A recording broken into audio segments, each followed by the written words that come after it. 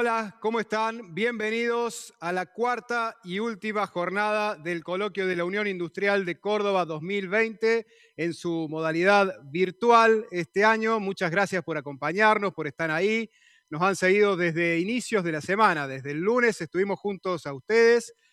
Tomamos solamente un día de descanso, el miércoles, pero el martes y ayer estuvieron siguiéndonos seguramente con el análisis de la coyuntura nacional, el día martes, con el tema de la calidad institucional en la primera de las jornadas. Ayer hablamos de innovación para el desarrollo industrial y hoy el eje será el análisis de la coyuntura internacional. Con importantes panelistas, vamos a tener hoy, la verdad, que un panel de primer nivel en esta materia. Les convido para que se queden y sigan con nosotros hasta las 4. Vamos a estar en este Coloquio Week 2020. Como le dijimos durante toda la semana, esta modalidad virtual hace que yo esté solo aquí y ustedes del otro lado. Así que les pedimos que a través de las redes sociales, de Facebook, de Twitter, de Instagram, nos compartan alguna fotografía y nos muestren desde dónde nos están viendo, cómo nos están mirando, desde la fábrica, desde la empresa, desde su hogar, desde la oficina. Nos mandan con el hashtag Coloquio Week una imagen, una foto, así la podemos compartir en las redes y nosotros nos sentimos un poco más acompañados. Vamos a empezar, como siempre, a agradecer a los sponsors que hacen posible esta cuarta jornada del Coloquio del UIC y este 13º encuentro del Coloquio de la Unión Industrial de Córdoba. Le vamos a agradecer a AGD, también a la empresa Arcor, a Cadena 3, a la firma FCA, al diario La Voz del Interior, al Ministerio de Industria, Comercio y Minería de la provincia de Córdoba. El agradecimiento también para Sancor Salud, para Terramar Logística y para la firma TGP Quality. A todos ellos, muchas gracias, porque sin su apoyo, sin su acompañamiento, sería imposible hacer esta modalidad virtual del coloquio. Vamos a empezar, ¿sí?, con la primera de las disertaciones. Hoy vamos a tener, en primer lugar, a una panelista de nivel internacional. Ella está en Europa, está en Bélgica, es holandesa, pero habla muy bien el español. Estamos hablando de Claudia Cunhartz. Claudia es directora adjunta de la Oficina Regional de la OIT para América Latina y el Caribe. Y le vamos a preguntar a Claudia, a ver si nos escucha, si está allí, ¿sí? ¿Nos escuchás bien, Claudia? Buenas tardes. Buenas tardes. Sí, sí, os escucho muy, muy bien. Bueno, un gusto que estés con nosotros y te escuchamos tu ponencia atentamente. Muchas gracias. Buenos días a todos y a todas. Es un gusto compartir con ustedes el día de hoy. Saludo de forma muy especial a las autoridades de la Unión Industrial de Córdoba, así como a todos y todas las empresarias presentes en este importante coloquio.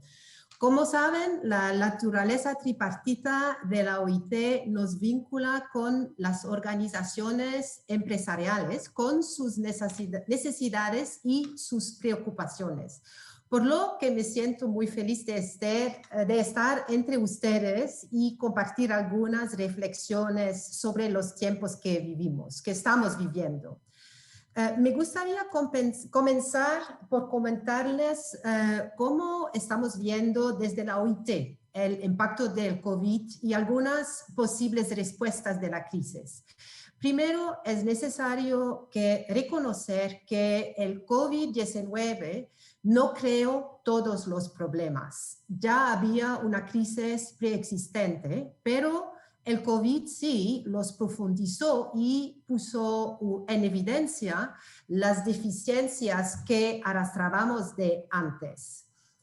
Ante la desoladora perspectiva de una recesión mundial, se corre el riesgo de perder los importantes avances que con tantos esfuerzos habíamos logrado. Y eso no lo podemos permitir. En estos difíciles momentos no debemos abandonar nuestras aspiraciones de lograr los objetivos de desarrollo sostenible de la Agenda 2030, pues son exactamente ahora cuando necesitamos redoblar los esfuerzos para encontrar soluciones sostenibles a los grandes desafíos del mundo, como son la pobreza y la falta de oportunidades para hombres y mujeres, así como los grandes desafíos medioambientales para lograr un desarrollo sostenible. Ahora me gustaría hablar sobre el impacto del COVID-19 en los mercados laborales de la región. América Latina y el Caribe atraviesan una crisis socioeconómica sin precedentes. Miles de empresas han tenido que suspender o cerrar definitivamente sus operaciones, por lo que se han perdido millones de empleos. Las personas han perdido sus ingresos, particularmente afectando a los más pobres y las personas en la economía informal. Las estimaciones preliminares del Banco Mundial de junio 2020 hablan de una caída de PIB de alrededor de 7.2% para este año.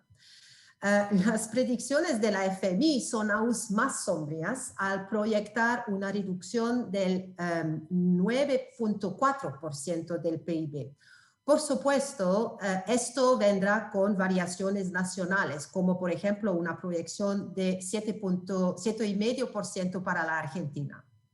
Por lo tanto, no estamos inventando historias cuando hablamos de estancamiento, desaceleración o reversión de mejoras anteriores en los mercados laborales.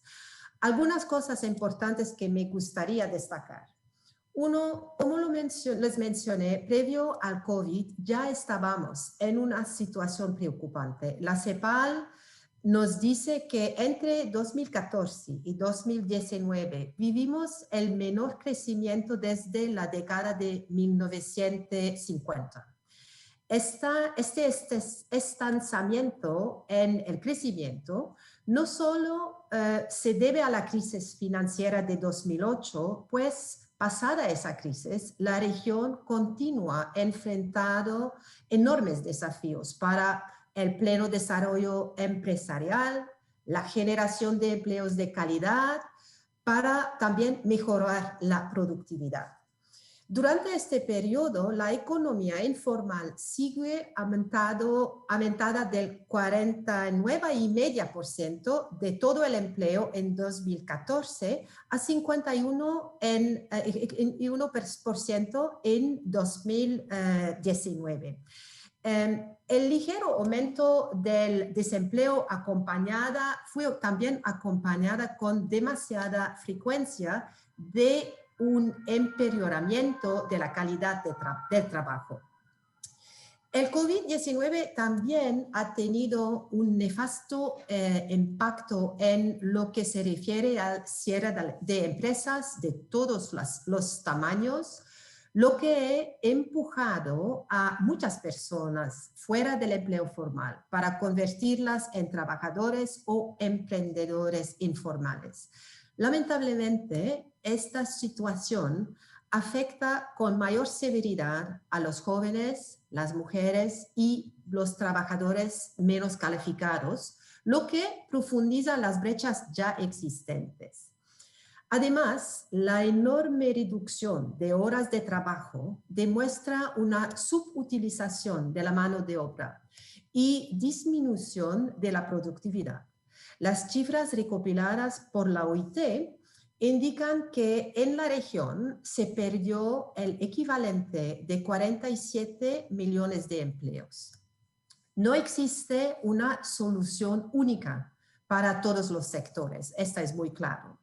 Cada uno de ellos se ve afectados de manera diferente. Por esta razón, al momento de buscar soluciones, es necesario tener una lógica sectorial, así como de género, para comprender realmente los efectos no solo en las personas, sino también en las empresas. Lamentablemente, no tenemos todas las respuestas. Hay muchas preguntas que no se pueden responder y que, sin embargo, son importantes para comprender mejor la dimensión laboral de esta crisis. Por ejemplo, ¿cómo se verán afectadas las cadenas de valor de nuestros países en medio de una guerra comercial por el dominio de la tecnología y la conectividad? Entonces, considerando todo esto, ¿cuál es el pronóstico de recuperación? Si bien es cierto que la región está acostumbrada a choques macroeconómicos recurrentes, la velocidad, la profundidad y alcance de lo que ha hecho COVID-19 nos ha tomado todos por sorpresa. El cierre global de las economías y las medidas de distanciamiento no tienen precedentes y han implicado una abrupta caída de la demanda. La incertidumbre sobre cómo evolucionará la pandemia y si habrá una cura o vacuna en el futuro inmediato hace que sea muy difícil prever cómo se dará la reactivación económica. Y para complicar aún más todo, no podemos ignorar que muchos de los países de la región afrontan esta crisis con un espacio fiscal muy limitado. Además, los países enfrentan desafíos estructurales como la baja productividad, la alta informalidad, la reducción del ingreso medio, brechas salariales significativas y debilidades en los sistemas de protección social.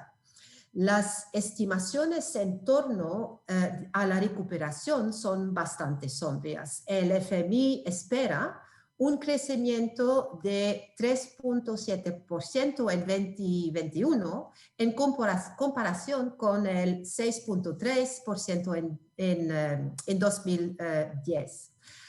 Ante tremendo desafío, necesitamos hoy más que nunca una respuesta integral que se construya con la activa participación de los actores reales del mundo productivo, los empleadores y los trabajadores.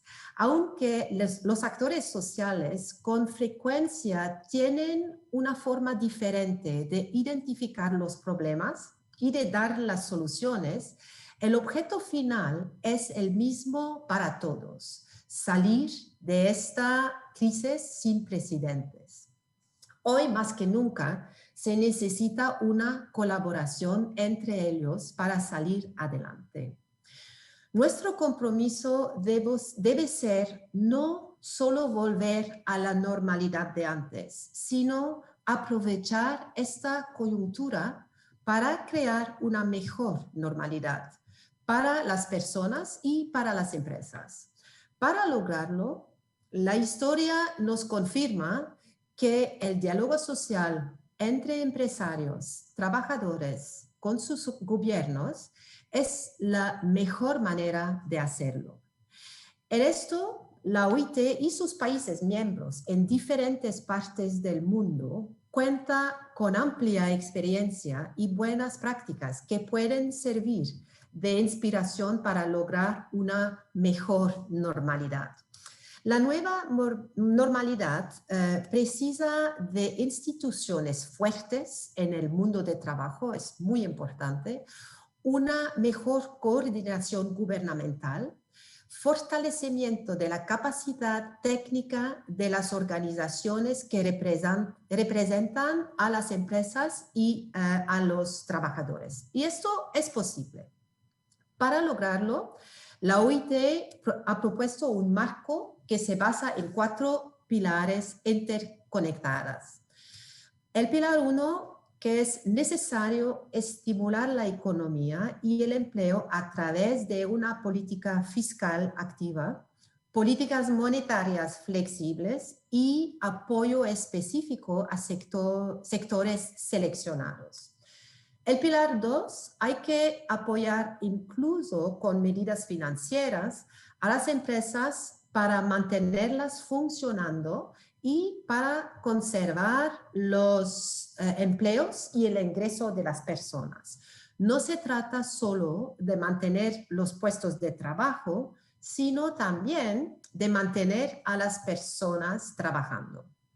El pilar 3 es que se requiere también que tenemos o que tomamos más medidas de protección para las personas en el lugar de trabajo, con una adecuada protección social, protocolos de seguridad y salud en el trabajo, protección de los derechos de las y los trabajadores, por ejemplo, contra la discriminación, y licencias especiales y apoyos para la adaptación a las nuevas modalidades de trabajo. Y finalmente el pilar 4, que consiste del diálogo social, mediante el fortalecimiento de las organizaciones de trabajadores y empleadores, también los gobiernos y los mecanismos que existen para facilitar el diálogo social. Es muy importante de fortalecerlos y de utilizarlos para recuperarse de la crisis económica y social. Entonces, la idea no es solo recuperarnos, sino construir una mejor normalidad para todos. Y en conmemoración de nuestro centenario, desde el año pasado, la OIT ha promovido un debate muy profundo sobre el futuro de trabajo. Y ese debate dejó claro que estamos frente a una encrucijada en la cual o somos capaces de encarar la disrupción sacándole el mayor provecho a la digitalización y la producción automatizada, o nos dejamos caer más profundamente en la recesión por no tener la capacidad de aprovechar estas nuevas oportunidades.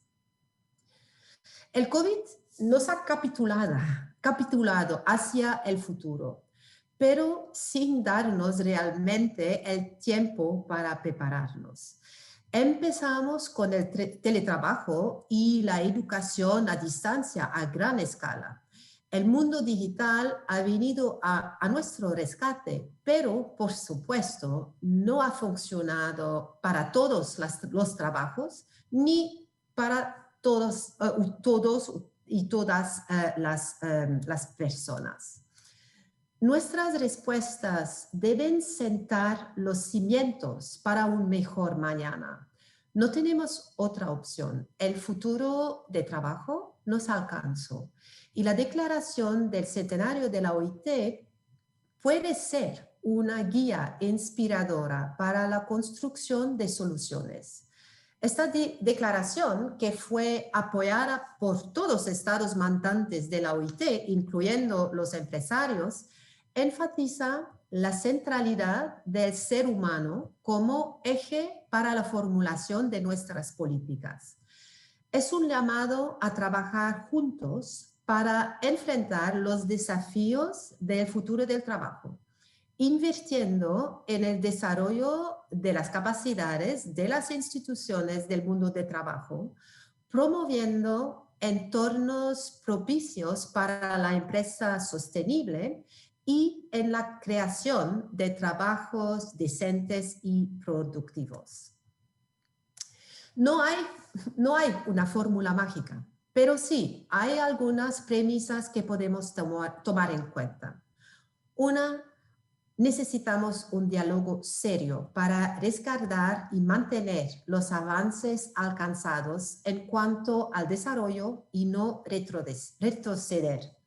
Al mismo tiempo, es necesario encarar algunos temas pendientes que ya han estado sobre la mesa desde hace tiempo. También necesitamos identificar y abordar los problemas sistémicos que impiden el desarrollo económico y social, invirtiendo a las personas a través de la formación profesional en nuestras instituciones del mercado laboral y en la construcción de confianza para estar preparados para dar los grandes pasos que necesitamos dar. También necesitamos mejorar, arreglar una serie de cosas que están mal estructuralmente y que son esenciales para ofrecer un entorno propicio para que las empresas prosperen y para mejorar la productividad. Esto necesariamente implica eliminar la desigualdad, promover el respeto efectivo de los derechos laborales, reducir la informalidad, facilitar la economía digital, modernizar nuestro enfoque seguridad y salud del trabajo, fomentar el empleo sostenible y, por último, pero no menos importante, promover una recuperación verde. Necesitamos corregir las deficiencias que ha dejado en evidencia el COVID. Muchas personas y empresas no tienen acceso a ninguna forma de protección. Como sociedad, somos tan fuertes como el más débil de los vulnerables. Uno de los monitores de la OIT reveló que se adoptaran más de 1.200 medidas de protección social en todo el mundo durante la crisis. Si realmente nos comprometemos a construir una mejor normalidad, debemos comenzar con ofrecer una protección social para todos. Tenemos también que reconocer el papel fundamental de las pequeñas empresas. 7 de cada 10 empleos son trabajadores por cuenta propia y ofrecidos por micro y pequeñas empresas. Son importantes no solo para generar ingresos, pero también para proporcionar lugares de trabajo seguro dentro de la formalidad. Es necesario promover políticas de desarrollo productivo. Estas políticas son un instrumento central para la consecución del ODS, que es un parte de la Agenda 2030, el ODS número 8, así como para el mandato de la OIT.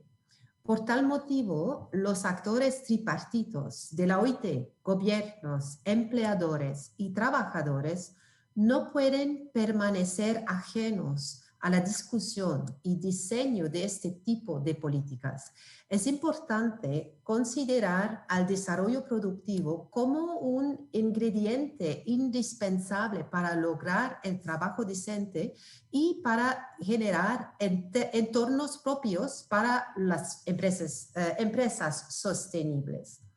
El mundo de la producción y el mundo del trabajo son dos caras de la misma medalla. Difícilmente se podría construir un mejor futuro del trabajo sin un mejor futuro de la producción, y el inverso es realidad también.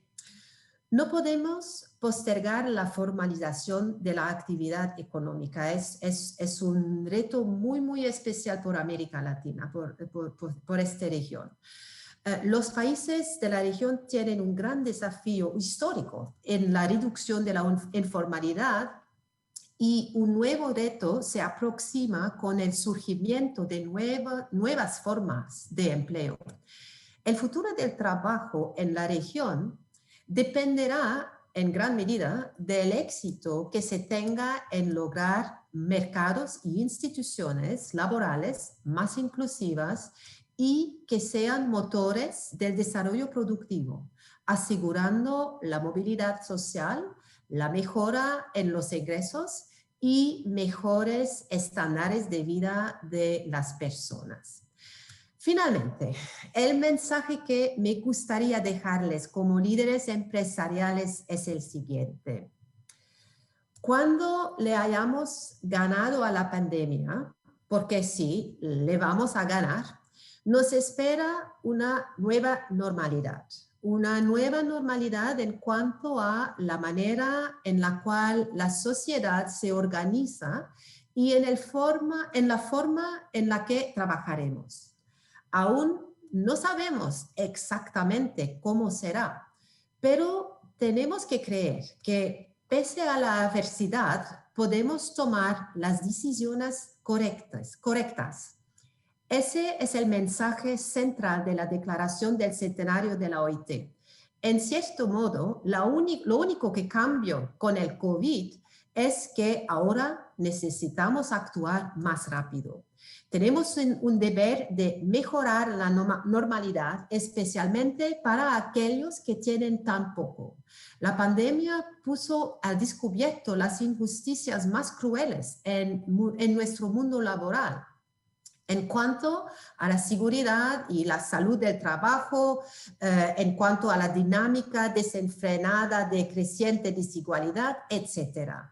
Necesitamos implementar los cambios propuestos desde hace mucho tiempo, necesario para crear un entorno propicio para el éxito de las empresas y el florecimiento de las economías. Solo así liberaremos el potencial del desarrollo para la sociedad en su conjunto. Desde la OIT, confiamos que con la colaboración de todos y todas, y en particular con el compromiso empresarial, lograremos salir adelante hacia una mejor normalidad. Muchas gracias por darme el tiempo de hablar con ustedes. Bueno, muchas gracias, Claudia. Muy interesante tu ponencia. La verdad es que estamos sorprendidos por esos datos que nos estás contando y nos estás comentando y todo lo que trae esta nueva normalidad. Era Claudia Cuniertz, la directora adjunta de la Organización Internacional del Trabajo, directora para América Latina y el Caribe. Le agradecemos y le enviamos un saludo. Nosotros seguimos en la 13ª edición del Coloquio de la Unión Industrial de Córdoba. Vamos a agradecer a los distintos sponsors que hacen posible esta transmisión. El agradecimiento para Agroeducación, para la firma Aladio, para la empresa Bancor, Canal 12, a IRAM también. Le agradecemos a la empresa láctea Manfrey, a establecimientos metalúrgicos Oncativo, a Refinería del Centro, también a Ternium Argentina y a ZF Argentina. A todos ellos, muchas gracias por acompañarnos. Vamos a seguir en esta cuarta y última jornada del coloquio desde aquí, desde Córdoba, esta edición virtual en esta nueva normalidad, y ahora es el turno de seguir analizando la coyuntura política y económica internacional, el eje de esta nueva jornada de este evento. Para ello, vamos a presentar a la periodista del diario La Voz del Interior, Virginia Guevara. Virginia, ¿cómo estás? Muy buenas tardes. Vamos a presentar a Virginia, que va a tener dos invitados especiales. ¿Es así, Virginia? ¿Sí? Así es. En esta última jornada del coloquio vamos a tener dos ponencias con dos referentes del análisis del contexto internacional. En primer término, Marcelo Elizondo, y después va a estar con nosotros Andrés Malamud, y después vamos a charlar con ambos. Quédense que va a ser una muy interesante oportunidad de escucharlos. Presento en primer término a Marcelo Elizondo, abogado, máster en administración, consultor de negocios internacionales, y agrego un impulsor permanente de la salida exportadora para Argentina. Adelante, Marcelo, gracias. Bueno, muchas gracias. Para mí es un placer poder compartir esta tarde con ustedes, además en particular hacerlo en el panel con Andrés Malamud. Les agradezco especialmente la convocatoria.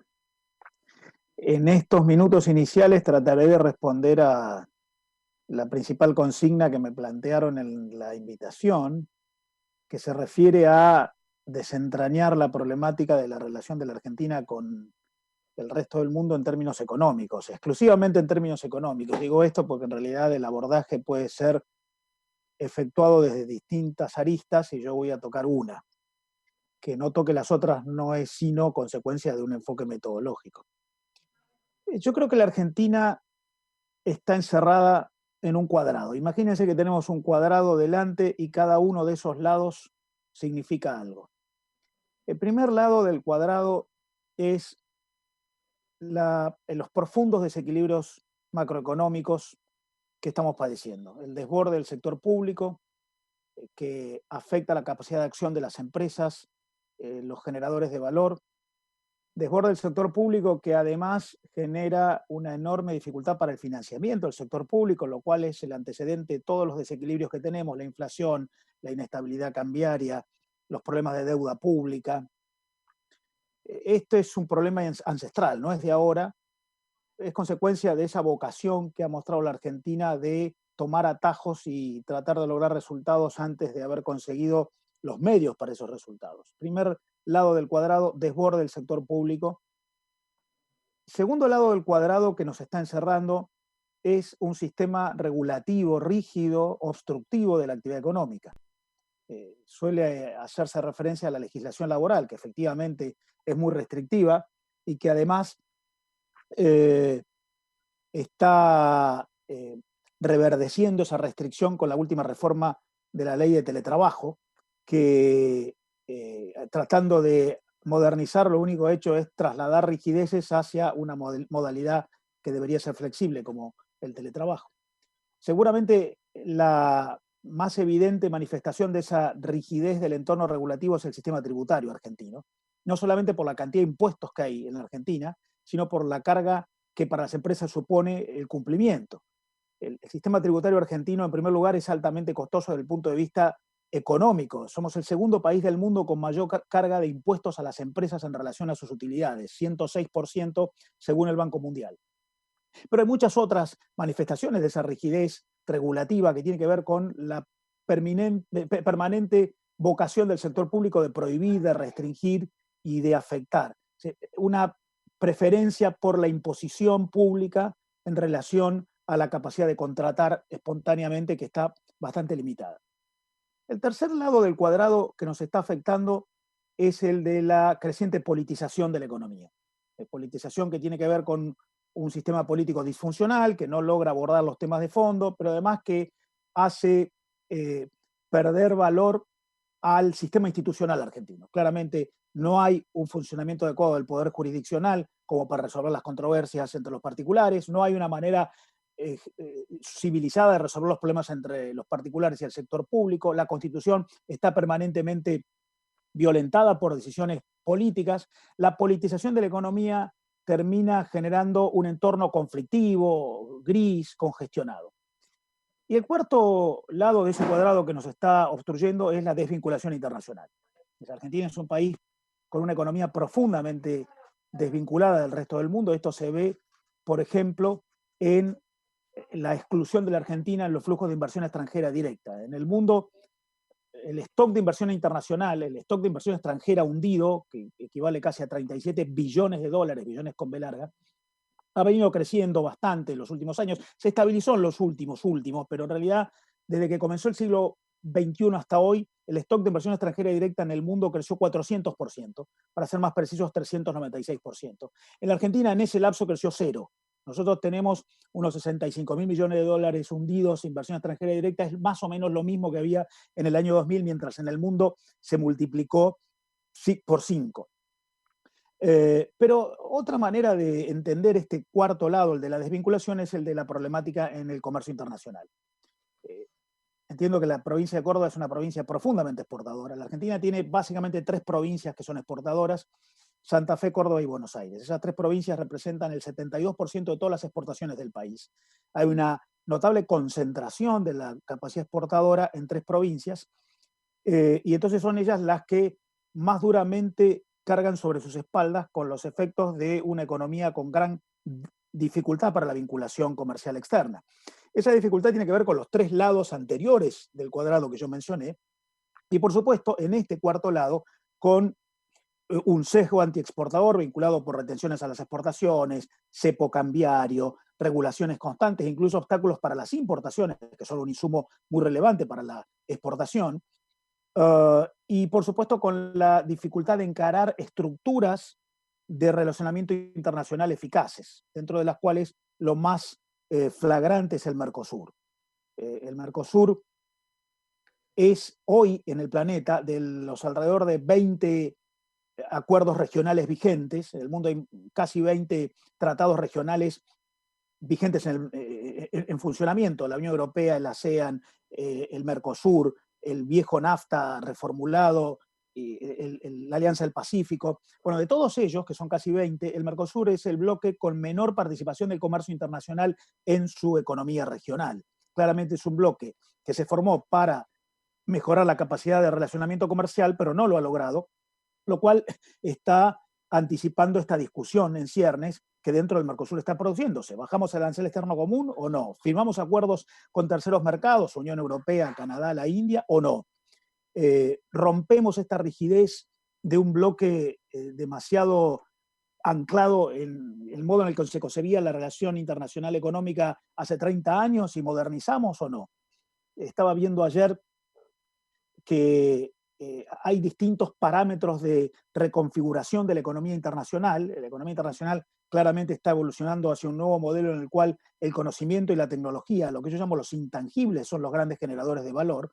Hoy los intangibles son los que prevalecen en la generación de valor en el mundo, incluso calificando los bienes físicos que en realidad compiten en base a los intangibles que como atributos pueden presentar. Y esto está modificando sustancialmente el funcionamiento de las cadenas internacionales de valor y está afectando claramente el tipo de acuerdos internacionales que están celebrando los países. Es muy interesante, si tienen tiempo, ver el acuerdo que celebraron el año pasado Nueva Zelanda, Chile y Singapur, que es el más novedoso acuerdo de integración para la economía digital entre los países, muy moderno. Bueno, claramente el Mercosur tiene el viejo modelo de reducción de aranceles y no más que eso, entre nosotros y alto arancel con terceros, y eso es lo que está crujiendo en este momento, es un modelo que no se adecua a esta economía más moderna. Efectivamente, el COVID-19 ha afectado duramente al comercio internacional en todo el planeta. La previsión para este año es que la suma de las exportaciones de todos los países se reduzca entre 20 y 25%. A la Argentina la ha afectado, por supuesto, como a tantos. Las exportaciones argentinas en los primeros 7 meses del año están cayendo aproximadamente 12%, pero mucho más están cayendo las importaciones argentinas, están cayendo el doble, 24%, de lo cual muestra claramente que la recesión local está afectando la capacidad de operación de las empresas. La caída de las importaciones en la Argentina es sumamente alarmante, al punto que están cayendo fuertemente todas las importaciones, pero en particular las importaciones de bienes de capital y de piezas y partes de los bienes de capital, lo cual es el antecedente de mostrar por qué la tasa de inversión en la Argentina es tan baja, tasa de inversión que a la vez condiciona la capacidad de competir en el planeta. Las importaciones caen 24%, mientras las exportaciones caen 12%. Como referencia de la gravedad, les planteo que la importación de bienes de capital y de piezas y partes de bienes de capital, inversión, en la Argentina, está siendo este año el 50% de la que era cuando empezó la década, hace 10 años, en términos nominales. La Argentina claramente está en un proceso de consumo de capital y de debilitamiento de su capacidad productiva. De modo que lo que yo diría es, en el corto plazo estamos en un escenario de misma debilidad comercial de relacionamiento con el resto del mundo que tiene el conjunto del planeta, afectados por la pandemia, el COVID, que ha tenido distintos tipos de alteraciones del comercio internacional. En mediano y largo plazo yo diría que nosotros podemos esperar una rápida recuperación de exportaciones a Asia, porque Asia es la región del mundo con más capacidad de recuperación. De hecho, paradójicamente, en medio de este escenario, las exportaciones argentinas a Asia están creciendo en términos nominales, comparándolas con los 7 meses primeros del año anterior. Están creciendo las exportaciones a China, a la India, a Vietnam, a Indonesia.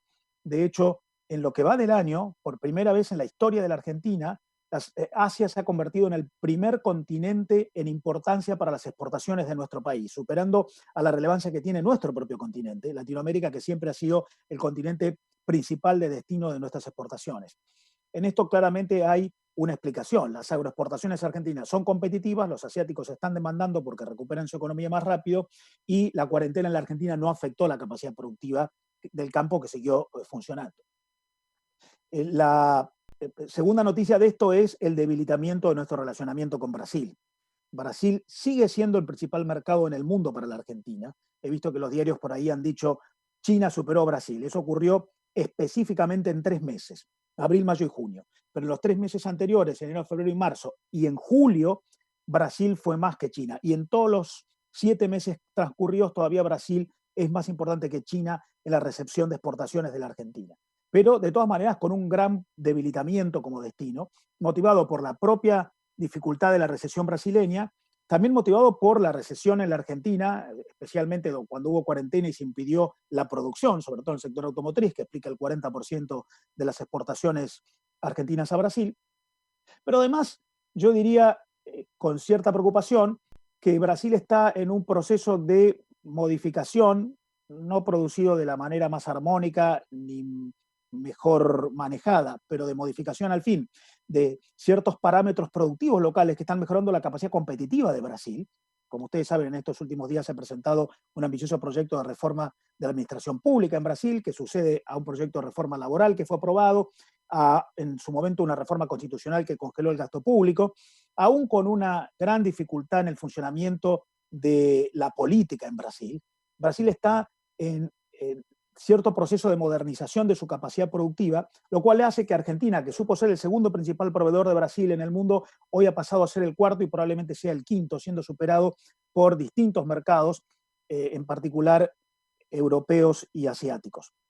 De modo que lo que yo diría es, en el corto plazo es posible que la Argentina exacerbe su dependencia de exportaciones agrícolas. Por primera vez desde el año 1986 hasta hoy, las exportaciones de origen agrícola representaron más del 70% del total de la Argentina y han caído en relevancia las exportaciones de origen industrial, claramente motivadas por la emergencia producida por el COVID y por la cuarentena.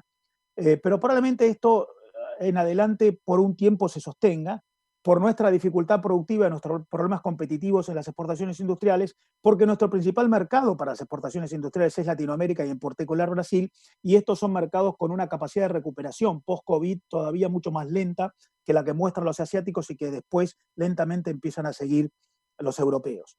Por lo que da la sensación de que en el corto plazo tenemos caída del comercio en general, mucho más caída de las IMPO que de las EXPO. Esto afecta a la capacidad de producir de manera competitiva, un comercio exterior emisivo debilitado, aún con la recuperación de la capacidad productiva por el desmantelamiento de los obstáculos que generó la cuarentena, con serios problemas de competitividad. Es muy difícil para la Argentina competir en un mundo que baja impuestos, subiendo impuestos, competir en un mundo que auxilia a las empresas, afectando a las empresas por un entorno macroeconómico complejo y con un horizonte muy poco previsible. Es muy difícil para la Argentina competir en un mundo que va generando nuevas coaliciones, que son bloques de actuación productiva supranacional dentro de espacios regionales, cuando la Argentina no está cultivando esos espacios regionales, y todo esto afecta a la capacidad de decisión de proyectos productivos por parte de las empresas. Hay en el mundo una reformulación de las cadenas globales de valor, como mencionaba yo antes, hoy mucho más impulsadas por la generación de intangibles, de producción digitalizada, de economía tecnologizada, y la Argentina da la sensación de que está teniendo dificultades para acompañar esa tendencia. Por lo que en el corto plazo veo resultados pobres. La Argentina exportó el año pasado 65.000 millones de dólares de bienes y unos 14.000 de servicios. Este año va a estar más o menos 10% por debajo de los resultados del año pasado. Ahora, probablemente en adelante, en el año 21 y 22, el mundo empiece a buscar cierta recuperación de la normalidad con una modificación cualitativa de cómo funciona el comercio internacional a partir de la retecnologización y una reformulación de la globalización productiva, en la cual lo que va a ser muy importante es la conformación de empresas internacionales. Es decir, hay una redefinición de las empresas. Las empresas son internacionales y deben ser internacionales, y el gran actor para el éxito internacional es concebirse a cada uno como empresa internacional. Y la Argentina, como todos sabemos, tiene una muy escasa cantidad de empresas exportadoras, tiene menos que Chile y que Perú, no ya que México y que Brasil, que también tienen menos que ellas, pero además con unas muy pocas empresas con gran capacidad productiva.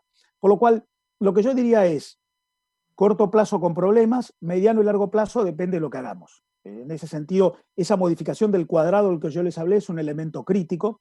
Y para las empresas, el desarrollo de atributos competitivos nuevos, esa capacidad de competir en base a los intangibles que son los que generan el valor en este escenario nuevo, en una globalización que se reconfigura, que tiene un nuevo escenario geopolítico. La política influye mucho más que antes en el comercio internacional, un nuevo escenario tecnológico, un nuevo escenario regulativo con una reformulación de los pactos internacionales en los que los elementos cualitativos y no arancelarios son cada vez más significativos. Bueno, para la Argentina está el desafío en adelante de cómo hacer para que el entorno macroeconómico aliente proyectos de largo plazo, se mejore la tasa de inversión. Claramente, en relación al comercio internacional, la Argentina tiene un problema de oferta, no de demanda, por lo cual hay que mejorar la capacidad de producir más y mejor. La Argentina tendrá que reformular ese marco institucional internacional y generar entonces incentivos para que tengamos más empresas con capacidad de actuar a nivel global, lo cual marca claramente una preocupación hacia adelante, pero también quizá una oportunidad. La salida de la crisis que produce el COVID estará generando una ocasión para volver a discutir un montón de cosas. La Argentina ha sido un país con muchos problemas, pero dentro de esos problemas, un país en el cual, aún con problemas, muchos tuvieron éxito. Probablemente esto que ocurre ahora, en el que todos estamos viéndonos afectados por la dificultad del momento, nos obligue a todos a rediscutir y entonces generar nuevos espacios, nuevos consensos, esa formulación de un nuevo cuadrado en el que cada uno de esos lados que nos encierra se abra a partir de lados más modernos, más flexibles, que tienen que estar acompañados de un consenso general, de una reformulación institucional y del salto tecnológico que permitiría que pasemos a ser un actor mucho más relevante, mucho más significativo y mucho más exitoso. Les agradezco la atención y yo quedo a disposición de ustedes para el diálogo posterior. Muchas gracias, Marcelo. En un ratito seguimos conversando. Quiero recordarles a todos que pueden participar y enviar preguntas a través de la plataforma, a través del canal de YouTube o a través del hashtag ColoquioWeek. Vamos a tratar de incluir todas las que nos lleguen. Quiero presentarles ahora a Andrés Malamud, politólogo, investigador, profesor de la Universidad de Lisboa, y la verdad que es una de las voces cada vez más habituales en Argentina y cada vez más necesarias, esa distancia que mantiene viéndonos desde el continente europeo, creo que, y conceptualizando sobre nosotros y sobre esta realidad que tantas veces tiene un fatalismo dentro de los límites de Argentina. Quiero que lo escuchemos a Andrés Malamud hablando del orden mundial post-pandemia. Adelante, Andrés. Muchas gracias, Virginia, por la introducción. Estoy contento de haber hablado después de Marcelo, porque entonces me ahorro la parte complicada de la economía. Voy a enfocar las cuestiones mundiales de la óptica de la política, y estoy seguro que después en la discusión que tendremos con vos saldrán las cuestiones nacionales, que son aquellas en las que estamos todos pensando, aunque hablemos del mundo. Voy a estructurar la charla de manera simple en 3. Primero, un concepto, que es el desarrollo. Después, de qué manera el mundo está cambiando, hacia qué mundo estamos entrando. Y finalmente, la cuestión de la región, esta parte del mundo en la cual estamos insertos. Pero empiezo por el desarrollo porque me parece que muchas veces no tenemos claro qué es lo que se necesita para convertirnos en un país desarrollado y sobreestimamos nuestras capacidades o subestimamos nuestras potencialidades. Hay 3 posibilidades para explicar el desarrollo. La primera es que el desarrollo depende de lo que uno hace. Es importante la actitud que tomemos. La segunda es que el desarrollo depende de lo que uno tiene. Y la tercera es que el desarrollo depende de dónde uno está. ¿Qué significa cada cosa? Depende de lo que uno hace, es aquello que destacan los que se enfocan en las instituciones, por ejemplo, o en las políticas. Las políticas de desarrollo nos llevan al desarrollo. Las instituciones que fomentan la cooperación conducen al desarrollo. Hay mucha literatura sobre esto. Muchos economistas tienen esta idea de que instituciones y políticas conducen al desarrollo. Una segunda explicación tiene que ver con lo que uno tiene. Por ejemplo, recursos naturales. O, por ejemplo, peronismo. No quiero ser sarcástico, pero hay buena parte de los argentinos que están convencidos de que Argentina no se desarrolló porque tiene peronismo. Es fácil descartar esa hipótesis mirando al resto de América Latina, que no tiene peronismo y tampoco se desarrolló. Pero es una hipótesis a la cual tenemos que prestarle consideración. ¿Los recursos naturales ayudan o no? ¿Los movimientos políticos obstruyen o no? La tercera respuesta es ¿dónde uno está? Donde uno está tiene que ver con la geografía y con la geopolítica, es decir, al lado de quién está, a quién le importa a uno.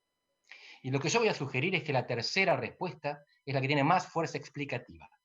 No es tanto lo que hacemos, no es tanto lo que tenemos, es dónde estamos. Y esto es parcialmente trágico hasta que lo entendemos para cambiarlo. ¿Por qué? Miremos los países desarrollados del mundo. En el mundo hay 193 miembros de las Naciones Unidas, más algunos países que no están reconocidos, Kosovo, Taiwán, digamos 200 países. Los países desarrollados son un puñado, que no llegan a los 50, bastante menos. Esos países tienen una de estas tres características. O primero, se industrializaron temprano, es decir, llegaron antes, por una serie de factores, a veces fortuitos, a veces que dependen del mérito. Eso es sobre todo Europa Occidental y Estados Unidos. Esos son los países de desarrollo temprano. Segundo grupo son los desprendimientos de estos países de desarrollo temprano. Australia, Nueva Zelanda, incluso Canadá, fueron hijos de aquellos que se desarrollaron temprano. Y finalmente son los países ubicados en áreas de prioridad geopolítica para los que se desarrollaron temprano. Europa del Sur, España, Portugal, Grecia. Europa Oriental, Polonia, Hungría y compañía. Corea del Sur o el mismo Japón. Israel puede ser tomado como un desprendimiento por emigración o como un área de prioridad geopolítica. ¿Qué país desarrollado existe que no sea industrialización temprana, desprendimiento o prioridad geopolítica? No sé, no me viene ninguno a la cabeza. El hecho de que no haya países desarrollados en América Latina o en África no es necesariamente culpa de lo que hicimos o dejamos de hacer, culpa de lo que tenemos o de lo que carecemos. Es un determinismo geográfico, pero es un determinismo que en realidad condiciona. Tenemos que ser capaces de ir más allá de la geografía, pero para eso tenemos que entender cómo nos condiciona la geografía. Y este es el punto que me interesa resaltar. Entender que Argentina es lo que es por dónde está. Recién ahí podemos empezar a trabajar para dónde estamos, mejorar. La segunda cuestión que es interesante, a mi entender, contemplar es la específica que, Virginia, ustedes hacen para mi intervención. El mundo que viene, el mundo al que estamos yendo, ¿qué tipo de mundo es? Si lo tengo que definir en una palabra, es un mundo post-occidental. No es un mundo anti-occidental, no es un mundo pre-occidental. Es un mundo que va más allá del mundo que creó Occidente. El mundo que creó Occidente lo tenemos en la cabeza como si fuera universal, porque nosotros en historia estudiamos desde los griegos, los romanos, la Revolución Francesa.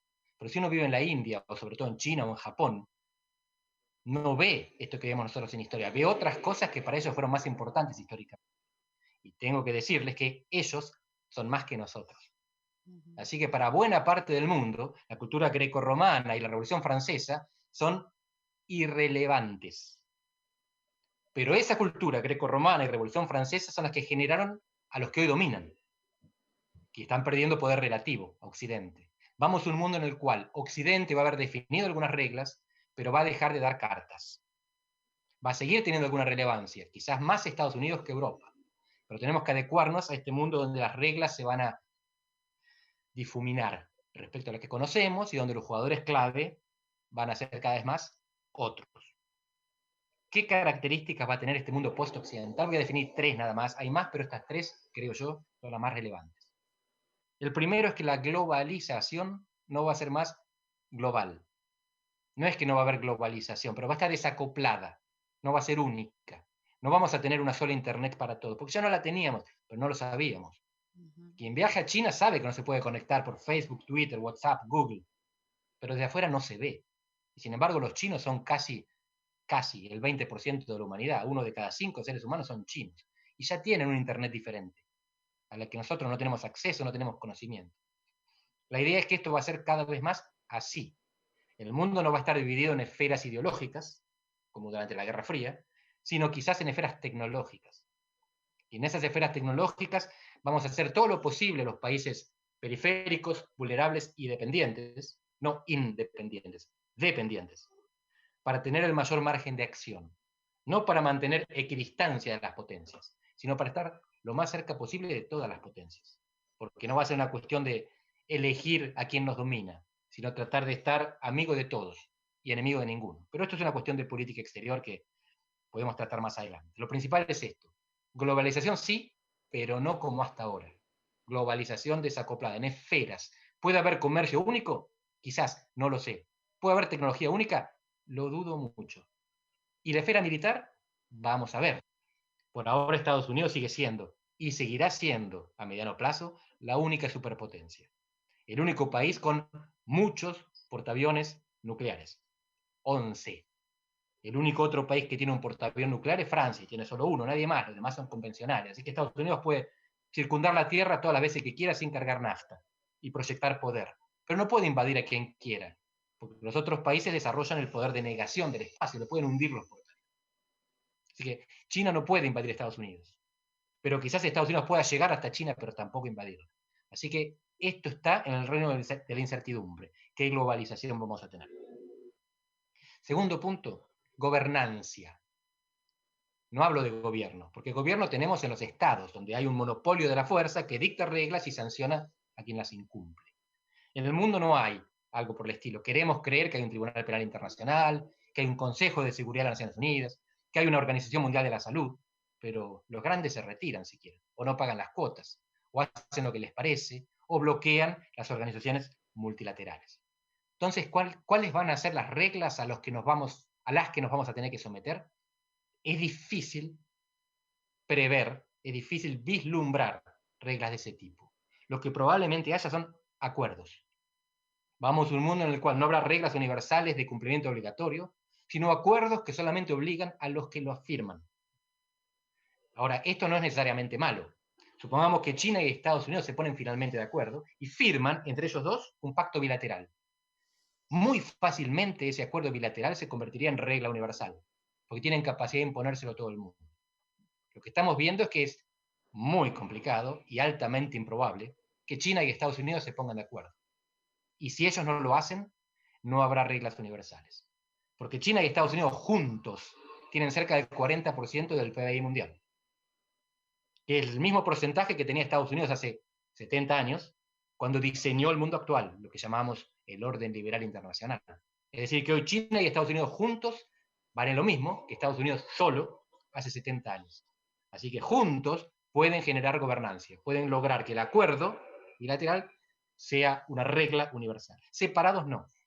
Y la verdad que por ahora no vislumbramos capacidad de que ese acuerdo bilateral se manifieste, y por eso más importante es tener la capacidad de negociar acuerdos, porque a ellos estaremos sometidos. Si no los negociamos, serán acuerdos firmados por otros los que definan las reglas que un país vulnerable va a tener que cumplir. Y finalmente, ¿qué instituciones van a procesar estas negociaciones, estos acuerdos, estos tratados entre pocos estados? Las multilaterales probablemente no. Las Naciones Unidas van a seguir muy probablemente siendo impotentes. La Organización Mundial de Comercio también. La Organización Mundial de la Salud veremos, que ahí quizás haya capacidad de algunas ONG internacionales, que Bill Gates reemplace a Donald Trump, para ponerles nombre. Vamos a ver si alcanza. Pero en todo caso vamos a ver cada vez más bilateralismo o birregionalismo, si lo queremos aplicar al caso Mercosur-Unión Europea, o minilateralismo. El minilateralismo es el G7, G8, G20. Es un acuerdo que se teje entre aquellos jugadores relevantes que logran imponerle a los demás su decisión. Por ejemplo, en el regionalismo solo pactamos entre nosotros y solo nos obligamos entre los que pactamos. En el minilateralismo pactamos entre los grandes, suponiendo que Argentina estuviera entre ellos, pero obligamos a los chicos también. Es complicado esto. Lo que vimos es que en los últimos años el minilateralismo perdió dientes. El G8 lideró, el G20 lideró la salida de la crisis de 2008. Mal que mal, bajo el liderazgo de Barack Obama, consiguieron 2008, 2009, 2010 estabilizar el colapso del capitalismo. Hoy no existe. No hubo G20, no hubo G7, no hubo Naciones Unidas. Nadie está a cargo. Estamos viendo un mundo en el que no hay nadie en el volante y no sabemos si hay volante. Aún si eligiéramos un líder, no sabemos si hay una estructura, un auto que se pueda conducir. ¿Qué del regionalismo? El multilateralismo no funciona, el minilateralismo está mellado, el bilateralismo, veamos si Mercosur y Unión Europea consolidan el amor, por ahora no está garantizado. El regionalismo es la posibilidad de coordinarnos los que estamos cerca, los que tenemos contigüidad, porque tendríamos en principio intereses comunes y amenazas comunes. Porque es más fácil que una amenaza o un beneficio atraviese la frontera más próxima a que dé la vuelta al mundo. Lo que voy a sugerir es que hay dos tipos de regionalismo, dos maneras de organizar una región.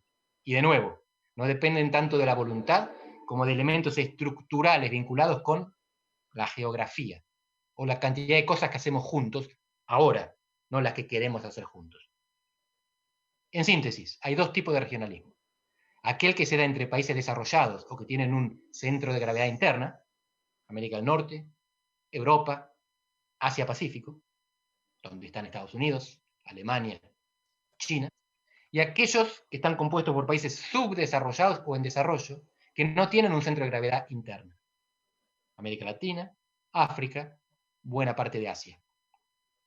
Para los primeros, los países desarrollados, la mayor parte del comercio, de la interdependencia se realiza con los vecinos. Estoy en Portugal en este momento, cuyo principal socio comercial es España, y el segundo es Francia, el tercero es Alemania. Si fuéramos a América Latina, recién Marcelo comentaba, el principal socio comercial de Chile es China, el de Perú es China, el de Brasil es China, la Argentina es Brasil todavía, habiendo sido China por un trimestre. Pero está fuera del centro de gravedad. Entonces el regionalismo desarrollado, o entre países desarrollados, busca crear escala interna. Me sirve tener un mercado entre nosotros y poner fronteras, muros, porque la mayor parte de lo que hago lo hago con mis vecinos. Para los países en desarrollo, me conviene crear trampolines, no muros, porque lo que quiero hacer es saltar hacia afuera, que es donde está el negocio, donde están las inversiones, el capital, los mercados, la tecnología. Así que el regionalismo latinoamericano está condenado a no ser como el europeo, y menos mal, porque si el regionalismo latinoamericano fuera a comerciar solo entre latinoamericanos, estaríamos condenados a la pobreza, a la falta de tecnología, a la falta de capitales, a la falta de mercado. Tenemos que entender al regionalismo de dos maneras diferentes en función de dónde estemos, de qué lugar nos tocó en la geografía del mundo. Y esto de la geografía, estoy entrando ya al tercer nivel, a la dimensión regional, América Latina. Y empiezo con algo que puede doler, pero es importante que duela para que después avancemos. América Latina no existe. América Latina es un concepto híbrido que combina geografía, América, con cultura latina. Un idioma común, mejor dicho, dos o tres idiomas mutuamente inteligibles. Castellano, portugués y francés, si consideramos a Haití. Pero las distancias son enormes y las dependencias son diversas. Esto significa que las 3D de la geografía económica, distancia, división y densidad, nos separan más de lo que nos juntan. Las distancias son enormes. ¿Qué les voy a explicar? Que la Unión Europea cabe 2 veces en Brasil. Si yo quiero cruzar Argentina de Ushuaia a La Quiaca, no sé si sería prácticamente como volar de Lisboa a una ciudad rusa, cruzar todo el continente europeo. Y Brasil todavía mucho más. Hay brasileños que viven más cerca de África que del otro extremo de Brasil. Y es muy difícil entonces que a esa distancia tenga sentido hacer negocios entre nosotros, porque están más cerca los que quedan en otro continente. División es sobre todo geográfica. Tenemos tremendas cordilleras, Amazonia, bosques y desiertos que nos separan. Y tenemos divisiones también políticas, es decir, no tenemos infraestructura que se sobreponga a esas quiebras geográficas. No tenemos trenes, caminos, puentes o comunicaciones que nos permitan, como hacen en Europa, pasar por debajo de los Alpes como si no estuvieran ahí. Finalmente, densidad, la tercera D de la geografía económica. La densidad hace que los sudamericanos nos concentremos en las costas y estemos muy lejos, la costa atlántica y la costa pacífica. Y por lo tanto, los que estamos en la costa atlántica miramos más al Atlántico. Estamos África, Brasil o Europa. Los que están en el Pacífico hasta crean organizaciones regionales con nombre de mar. La Alianza del Pacífico le ponen. Ni siquiera le ponen el nombre del continente porque lo que quieren es cruzar el Pacífico y hacer negocio con Asia, no con los que quedaron atrás, con los que quedamos del otro lado. Así que los mares que antiguamente separaban continentes, ahora unen costas de continentes enfrentados y desgarran las masas continentales. Cada vez más los océanos funcionan como puentes, en vez de como stoppers, como paradores. Pero desgarran las masas continentales. Esa acumulación en las costas de América del Sur hace que tenga más sentido tener un buen puerto que un buen tren. que cruce la cordillera. Algunos piensan, sí, la geografía separa, pongámosle, es muy grande América Latina y está muy fragmentada, pero la identidad nos une. Misma cultura, misma historia, mismo idioma. Tengo malas noticias. La identidad tiende hacia abajo, tiende hacia lo pequeño. La identidad no une, desune. Las dos regiones más homogéneas culturalmente del mundo son América Latina y el mundo árabe. Idioma común, religión más o menos común, historia más o menos común. Es difícil encontrar dos regiones más fragmentadas que América Latina y el mundo árabe. Y eso que las dos tienen un centro espiritual, la Meca para el mundo árabe, Miami para América Latina. Eso no alcanza. La geografía fragmenta más de lo que la identidad une. Y finalmente, ¿qué es lo que define entonces el éxito, la probabilidad de éxito de la integración? Los intereses convergentes. No comunes, no hace falta que tengamos el mismo interés, sino que el interés de uno se complemente como un engranaje con el interés del otro. Y eso en América Latina no está, salvo para las amenazas comunes. No hay mucho que necesitemos del otro, Marcelo de esto sabe mucho más, por supuesto que si Brasil desaparece nos quedamos sin vender autos, pero es porque nuestros autos no son competitivos en Europa. México le vende autos a Estados Unidos. Lo que tenemos que hacer es elevar la calidad de nuestros productos para ser competitivos globalmente. Por ahora dependemos del vecino porque producimos con algunos problemitas, con algunas limitaciones. Pero lo que sí viene son las amenazas regionales. Hay amenazas que no dependen de la geografía, que quede claro, la pandemia es un ejemplo, los ataques cibernéticos son otro ejemplo, y el cambio climático es el tercer gran ejemplo. Pero todas las otras amenazas, contrabando, corrupción, de manera muy importante, lo vimos con Odebrecht, narcotráfico, tráfico de personas, y cada vez más guerrillas, terrorismo y milicias transnacionales, están muy condicionadas y dependen de la geografía. Así que el problema que vamos a tener con los vecinos en los años que vienen es que nos transmitan sus males y no sus bienes. Vamos a tener que cooperar para combatir estos males. En síntesis, el regionalismo va a seguir siendo algo relevante, pero va a ser relevante por lo que consigue evitar y no por lo que consigue promover. No vamos a tener grandes mercados en América del Sur, salvo que tengamos grandes mercados ilegales. Y por lo tanto, el regionalismo es más que nunca un proceso político de regulación normativa y de implementación de la ley, de combate contra los flujos ilegales. Hay flujos que son transnacionales y que no son ilegales, y termino con esto. Las sectas, en inglés no tiene una connotación negativa, protestantes. Las redes protestantes que tienen cada vez más influencia en muchos gobiernos de la región. En Brasil, en México, en buena parte de América Central, inclusive en los Estados Unidos, que van llegando. Y no hay ningún problema con las religiones. Lo que estamos viendo es que esas religiones a veces tejen tales redes transnacionales que pueden tener más potencia que muchos estados. Y en el fondo, vivimos en un mundo secular, donde los estados y la religión tienen que estar separadas. Si una religión coloniza un estado, estamos volviendo al feudalismo que a algunos no nos simpatiza demasiado. Y por lo tanto, al César lo que es de César y a Dios lo que es de Dios. Argentina no está condenada al éxito, pero está condenada a la geografía, está condenada por la geografía. Tenemos que sobrellevar la geografía y tenemos que conseguir elevarnos sobre la geografía. Pero la única manera de hacerlo es entenderlo. Solo de esta manera podremos desarrollar un país que tiene todas las condiciones para no desarrollarse. Esto es lo que tenemos que entender, cómo son esas condiciones para superarlas. Muchas gracias, Virginia. Muchas gracias, Andrés. Me gustaría que ahora con ambos vayamos a uno de los primeros puntos que planteaste, Andrés, que es el qué hacemos, y lo pongamos en contexto del actual gobierno nacional. Me interesa conocer cómo están evaluando las principales líneas económicas y políticas vinculadas con el exterior, con el comercio exterior y con los socios más importantes externos.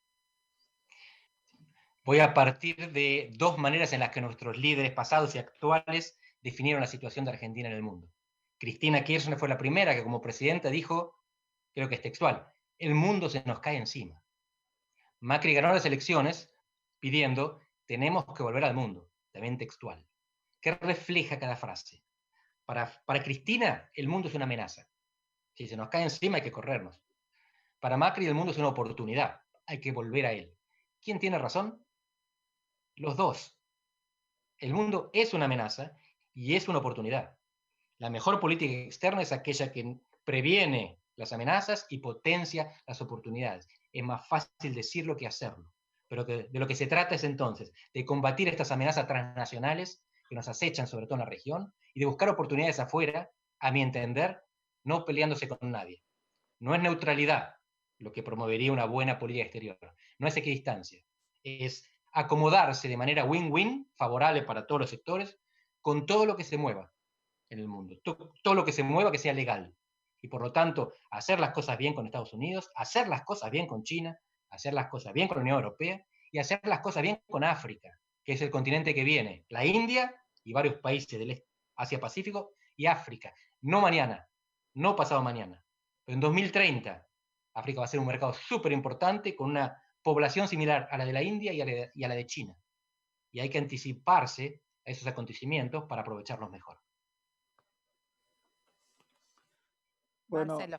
sí, en relación a tu pregunta, tomo esto que dice Andrés, de que para Cristina Kirchner el mundo es una amenaza, para Mauricio Macri es una oportunidad.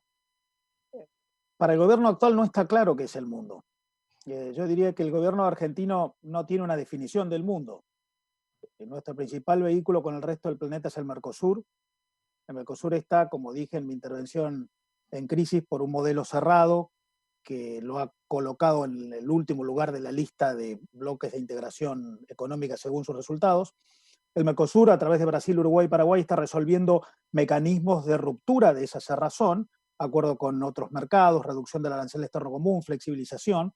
La Argentina no participa de esa generación de nuevo consenso. Uruguay, Paraguay y Brasil discuten, Argentina no participa. No está de acuerdo con la reducción del arancel externo común tal como la plantea Brasil. Y en relación al acuerdo Mercosur-Unión Europea ha dicho, bueno, si sale, sale, la Argentina espera. En relación a otros acuerdos con terceros mercados que el Mercosur se plantea, con Canadá, con Singapur, con el Líbano, con la India, la Argentina ha dicho no nos gustan demasiado, no los vamos a impulsar. En relación a los Estados Unidos, claramente hay hoy un elemento menor, pero que se ha transformado en un punto de agenda muy relevante, que es la presidencia del BID, para la cual los Estados Unidos han postulado al señor Craver-Carone, y la Argentina es el líder de la oposición a la postulación de Craver-Carone en una conducta bastante poco práctica, porque en realidad no hay demasiado consenso para oponerse. En relación a la Unión Europea, la Argentina tiene en agenda el acuerdo Mercosur-Unión Europea, sin embargo, la Argentina ha decidido afectar los intereses de los europeos en la Argentina, sobre todo las empresas europeas en la Argentina, a partir de decisiones que tienen que ver con regulaciones de precios y tarifas o de afecciones de los derechos de propiedad. A mí me parece que la agenda argentina es profundamente doméstica. En este gobierno la agenda es mucho más doméstica que en el gobierno de Cristina Kirchner. El gobierno de Cristina Kirchner tenía una visión internacional. Podemos estar de acuerdo con ella o no, pero acordaba con Irán, resolvía con China la instalación de la base en el sur que permite investigaciones espaciales, o hasta jugaba a la patria grande latinoamericana, porque en ese momento los líderes latinoamericanos tenían más coincidencia ideológica con la presidenta argentina. Hoy la Argentina tiene una agenda absolutamente doméstica, no tiene agenda internacional, o por lo menos no se la conocemos. Lo cual, en mi opinión, es una cosa muy seria, porque como decía Andrés, el mundo está reformulándose y en algún lugar hay que jugar y a algo hay que jugar. Y da la sensación de que la Argentina no está jugando. Marcelo, ya cambiamos a otro eje. Quería hacerte una consulta muy puntual que tiene que ver con tu evaluación sobre el tipo de cambio, sobre cuánto tiempo Argentina puede sostener este nivel y cuál es tu evaluación sobre el impacto de esta política en el comercio exterior sobre todo. El tipo de cambio es un precio. Una economía no funciona bien cuando tiene muchos precios para un mismo bien. Nosotros tenemos en relación al dólar un precio oficial que en realidad ni siquiera es un precio oficial, porque es un precio oficial para el exportador cuando cobra, al cual hay que restar las retenciones. Es 2 precios para los importadores, porque los importadores acceden al dólar si tienen cuentas en el exterior, tienen que usar sus propios dólares que tienen en el exterior, y si no, tienen que ir al Banco Central y los precios son distintos. Tenemos un tipo de cambio distinto para el ahorrista, que tiene que pagar un impuesto si quiere comprar dólares, y paradójicamente al único que le puede comprar dólares es el Banco Central. Pero están los dólares paralelos, el contado con liquidación, el dólar MEP, el dólar blue, y hay otros tipos de cambio.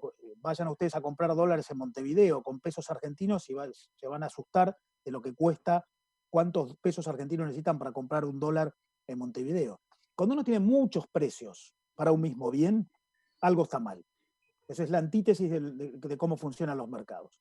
Por lo tanto, lo primero que yo diría es que esa situación no es sostenible en el tiempo. No estoy augurando un ajuste en un sentido o en el otro, y tampoco un tiempo dentro del cual el ajuste puede ocurrir, pero no es sostenible en el tiempo que haya muchos precios para un mismo bien. Si a esto le agregamos que hay algunos problemas de fundamentals en la economía, un desequilibrio fiscal financiado con emisión monetaria que va a generar presión sobre el tipo de cambio, como va a generar presión sobre la tasa de inflación, una escasez de dólares como consecuencia de que, como yo decía antes, la Argentina no recibe inversión extranjera directa, la Argentina no tiene una buena performance exportadora. Desde que empezó el siglo XXI, la Argentina y Venezuela son los 2 países con peor evolución de sus exportaciones en términos porcentuales. Paradójicamente son los 2 países que más devaluaron su moneda. Eso de que la devaluación mejora la capacidad exportadora, bueno, hay que ver lo que pasó en Argentina y Venezuela. Los 2 que más devaluaron, los 2 que peor performance tuvieron. Desde que empezó el siglo XXI hasta hoy, las exportaciones argentinas en términos nominales crecieron 150%, las de Paraguay crecieron más de 1000%, y cualquier comparación similar que se haga asusta. No hay dólares comerciales, no hay dólares por inversión extranjera, y tenemos muy reducido el acceso a dólares financieros porque negociamos la deuda pública, pero eso de negociar con éxito, diciéndole a los que nos prestaron que le vamos a pagar menos de lo que nos dieron, es bueno para la foto, pero malo para la película, porque cualquier otro al cual le vayamos a prestar va a decir, sí, pero ustedes cuando tienen que devolver, devuelven menos de lo que deben. Entonces, hay escasez de dólares, hay presión por emisión inminente para resolver el problema fiscal, y tenemos este contexto de muchos precios para un mismo bien. Lo que yo diría, eso no es sostenible en el tiempo. Está bien, muchas gracias. Andrés, una pregunta que llega de la gente que nos está escuchando. Es fácil, te aclaro. Y dice, dentro de esta esfera de globalización desacoplada, ¿dónde quedará Argentina? ¿Si en la de China o en la de Estados Unidos? Esa es una pregunta para la que uno presume que tiene una respuesta porque depende de la elección. No sé si tendremos elección. A lo mejor caemos en una de las esferas. La expectativa es que este desacople sea parcial, que no sea total, y entonces en algunas esferas Estados Unidos y China, sobre todo si gana Biden, cooperen, y en otras esferas compitan, y no tengamos que optar definitivamente. Cualquier opción a Argentina le hace mal, porque Argentina depende, como todos los países de América del Sur, nótese, no es América Latina, de Panamá para abajo, de 2 números que son externos, de 2 factores que no dependen de sí mismos. El precio de las commodities y el valor de la tasa de interés. En este momento la tasa de interés es baja, la define sobre todo la Fed en Estados Unidos, por eso dependemos mucho de Estados Unidos, para la tasa, para la negociación con el Fondo Monetario y para el financiamiento en general. Y dependemos mucho de China y del crecimiento asiático, porque eso define el valor de las commodities. Significa que los 2 principales factores de los cuales depende nuestro bienestar están definidos en los 2 principales países que están disputando la primacía, la hegemonía mundial. Si tenemos que elegir, estamos liquidados. La idea es diversificar y jugar de nuevo, no a la equidistancia, sino a la menor distancia posible con los 2. Y si tuviéramos capacidad diplomática para acomodarlos, para acomodarnos en esa disputa, mejor para nosotros. Porque si tenemos que caer de un lado, nos perdemos al otro y necesitamos al otro. Es vital tanto el financiamiento como el mercado. Perfecto, lo llevo a ambos al tema de la relación con los vecinos y con Brasil, preferentemente. Las exportaciones de la región central del país están muy vinculadas en lo que son exportaciones industriales con Brasil. Es un tema de preocupación permanente, tanto la situación política como económica en este momento, y también los vaivenes y vacilaciones del gobierno de Bolsonaro respecto del régimen automotor, que para Córdoba es un tema central. Quería alguna reflexión de ustedes sobre esa situación. Mi impresión es Marcelo. que en Brasil hay una tendencia que va más allá de Bolsonaro. A nosotros a veces tendemos a analizar los procesos más por la anécdota que por la sustancia. Hace unos cuantos años en Brasil está creciendo la porción de la economía que está quejándose de que el aislacionismo está impidiendo a Brasil actuar como lo que es, una de las 10 grandes economías del mundo. En Brasil están 35 de las 100 principales multinacionales latinoamericanas. En Argentina solo 6. Brasil es uno de las 10 principales PBI del mundo y es un país que juega a escala mundial. No es compatible con ese estándar ser uno de los países más cerrados del mundo como es Brasil, tanto como la Argentina. Por lo tanto, en Brasil hay una tendencia a discutir esa condición de economía cerrada que fue exitosa para Brasil, pero que hoy tiene cada vez menos resistencia doméstica. Esto hoy está expresado básicamente dentro del gobierno del presidente Bolsonaro por el ministro de Economía, Paulo Guedes. Pero en mi opinión es una corriente que no depende de Bolsonaro o de Guedes, que tendrá algún accidente a favor, uno en contra, pero que va hacia una inexorable mayor apertura de Brasil. Esa mayor apertura de Brasil estará manifestada a través de una reducción del arancel externo común, de una celebración de acuerdos comerciales con terceros o de modernización de una economía que además está avanzando en proceso de desregulación y reducción de costos. Yo creo que Bolsonaro no es más que alguien que, sobre todo a partir de Paulo Guedes, se hizo eco de algo que está ocurriendo por debajo. Por lo que yo creo que Brasil va hacia una modernización, una apertura y una ruptura de un modelo de cerrazón, que es lo que está haciendo que Brasil esté chocando contra el Mercosur y contra la Argentina. De modo que lo que yo veo es que Brasil está ganando competitividad y la Argentina no está acompañando eso. En mi opinión, eso es una de las causas que explican por qué la Argentina, que llegó a exportarle más del 22% de todo lo que le vendía al mundo a Brasil, hoy le vende poco más del 15% de todo lo que le vende a Brasil. La Argentina llegó a exportarle a Brasil 17.000 millones de dólares, hoy le vende 10.000 millones de dólares. Por lo que está ocurriendo ahí es que Brasil, que fue un mercado casi monopólico para nosotros llegamos a ser el segundo principal proveedor de Brasil en el mundo y somos el cuarto, está en un proceso de cambio que probablemente empiece a generar rediscusiones en varios planos. Uno es el régimen automotriz.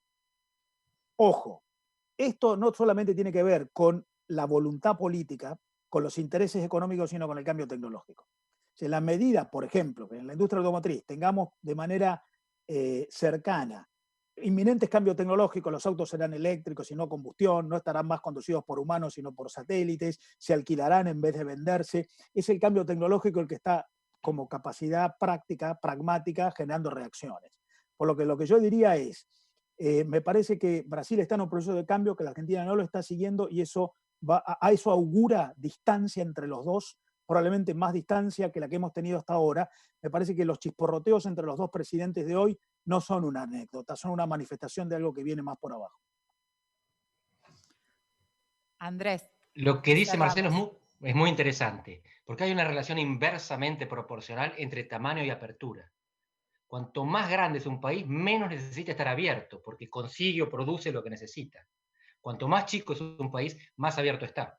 Los países más abiertos del mundo, que más comercian, por los que más circula riqueza y productos y servicios, son los países pequeños. ¿Eso qué significa? Que Argentina debería ser más aperturista que Brasil. Y Brasil está superando, necesitando menos la apertura que Argentina. Por lo tanto, Argentina va particularmente a contramano. No hago juicio de valor respecto a la política del gobierno, porque en este momento está pensando en llegar al fin del día. El gobierno argentino, recién decía Marcelo, parece que es...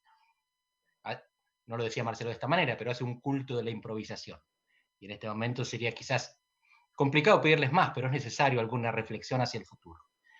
Eso significa que Argentina va a tener que abrirse algo más adelante. Si lo hace sola, a lo mejor le va peor que si negocia la apertura junto con Brasil, que le da tiempo. Un ejemplo es el acuerdo con la Unión Europea.